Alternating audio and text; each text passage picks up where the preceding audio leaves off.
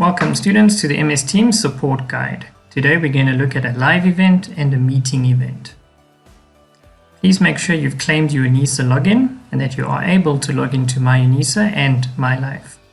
Right, your Teams meeting event is a very interactive event where you can share video and sound, you can share documents. Right, so it's very different to a live event. Alright, so you're going to log into your My Life account. On the left hand side top you will see the dashboard. You can click on Teams. When you click on Teams, it'll open a new tab and then it'll give you two options: get the Windows app or install the web app. I'm just going to click on web app and you get a welcoming screen, and then on the left hand side it will even give you some help to say how you can join a class, but we can just close that. On the left hand side you'll see all the functions that you'd expect to find in the app, desktop app. Here's your calendar. Alright, if I click on my calendar I can actually see all the events that are currently happening. Right, if I go to look at my emails, you can actually see I've received emails. This is a meeting event and then I need to RSVP. That just lets the organizer know that you're definitely coming. You might come, being tentative, or you won't be coming, you decline. With a live event, you can also RSVP. And it's pretty much the same way.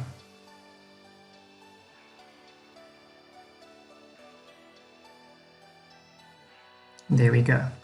Sometimes what will happen with live events, people will just send you the link directly taking you to the live event, and it looks like that.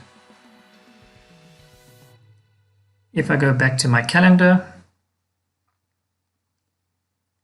now I'll be able to see there's my Teams event which I RSVP'd for. Just take note, with your live event there are no such reminders. Alright, now I go back to my calendar event and there we go, there's the same thing. So you can use it either way, although it's a little bit easier if you're using MS Teams calendar event to join a meeting. I click on join and there we go. What will happen is you will see your camera is on, so you can just switch it off. So it's an on off button, and same with your audio. You can switch off your microphone or mute it or unmute it. Ideally, when you join an event, rather have it muted. Alright, so the other participant, the organizer, is already online. That's why I was able to join the meeting. And now let's have a look at the interface. There you can see your camera and your microphone. There's also the share option. That's what I said, this is a very interactive meeting, which means I can talk, be heard, and share information as well. So once you click on it, you'll see it will say share your desktop or any PowerPoint slides you have open. You've also got on the right hand side your whiteboard and your freehand. So those are two little apps that you can use. If you click on the ellipse, you can also see all the other options available to you, although the organizer will actually be using those. You can click on the hand symbol, which will indicate to the organizer or presenter that you have a question. If you click it again, then it will remove the hand. The next option is your meeting chat. At the bottom of the window, you can just type in a question or a hi, greeting, message, and then you can hit enter, and there we go. So everybody that's in the meeting will be able to see your chat. Right, then the next button is your participants button, so it will list everybody that's actually in the meeting. Alright, when you raise your hand, in the participants section, you'll actually see a symbol indicating that somebody's raised their hand. So as an organizer, it will be very easy to see. And it's on a first come first served basis, so whoever does it first will be on the top of the queue. And just remember to lower your hand. We call that a historical hand if you haven't done so. When you're done with the meeting, you can simply click on hang up. Then it'll exit the meeting. Everything will be stored, your chats and the recording will be saved automatically inside a folder it is automatically created by MS Teams. If I go back to my calendar, I can still see the MS Teams join event is still there. So even if the event is over, I can still join it, but it will only be you there. Right, there's a new feature that's come on. When you're joining a meeting, someone in the meeting should let you in. Basically, this is by the organizer to making sure that only people that are invited are allowed to attend. So what will happen is the organizer will receive a message indicating you would like to join, and if he approves it, then the Join Now button will become active. Your live events are quite different. You do not interact at all except for using a chat feature. You cannot share and you cannot make any audio sounds or video sounds. Only the presenter can. Right, let's see how it works. So there's my live event. I click on it and you'll see there's a big link. Normally that's how you receive it, or a click here option. I click on it, now it will give you different options that you can use. In this case, I'm just going to use the web instead. So I click on it, but it is totally up to you. Just remember, if you're using the web, it is going to use a little bit more internet than the application, desktop application that is. Right, give it some time and then it's going to open.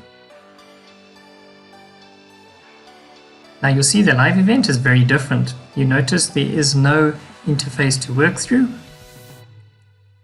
Alright, so now I'm just seeing what the person is actually sharing on their side. You can see on the bottom left there's a live option. And of course if you want to download, there we go, and at the bottom of the page it will say there is the download installation. Just click on keep, then it will install there. Please take note, this can take some time, so just be very patient with it. Once it's downloaded, you can actually say launch the app. It's another way to do it. I click on open.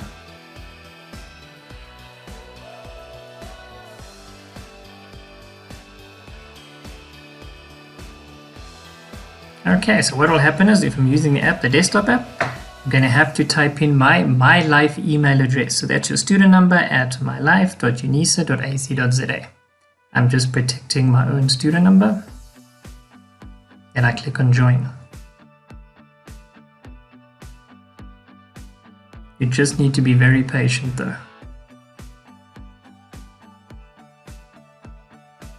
Because remember, it's going to download. Then it's going to say, do you have a work or school account or a personal account? You can actually select the work and school account because you're at university. There's exactly the same MyLife login, so you're just going to type in your password. After a few minutes, it might say you want to synchronize. You say, okay, that is perfect. Because I've got two-way communication happening, security code will be sent to my cell phone, and then I can simply type in the code to verify. This helps protect you. And I click verify, there we go. Now we're going to go in. Now it might take a little bit of time, especially the first time you actually install the app. And there we go, you're all set, you click on done. Alright, so there we go, we're back in the live event. Here's your menu on the left. Here's the live event at the bottom. Now you'll notice it's really on 10 minutes, so I'm actually a little bit behind. So by just clicking and dragging, you can actually go back to the actual live event. You of course can also rewind, which is also really nice. And you can even pause it. Just remember, now it's streaming in real time, so it will require a good internet connection. Alright, and now I'm watching what the presenter is talking to us about.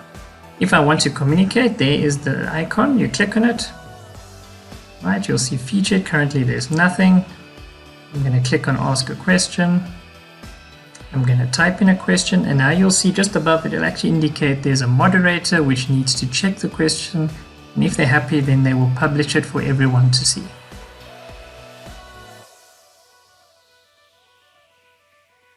Okay, I'm just typing in a quick question. You can post as anonymous, or you can simply just post as yourself. And there we go. Now on the moderator's side, they will proofread the question and then everyone will be able to see it. Right, there we go. Now you can see the moderator approved it. And in my questions, everyone will be able to see. And we can also see the reply from the moderator as well. So as you can see, a live event is a little bit different from a team.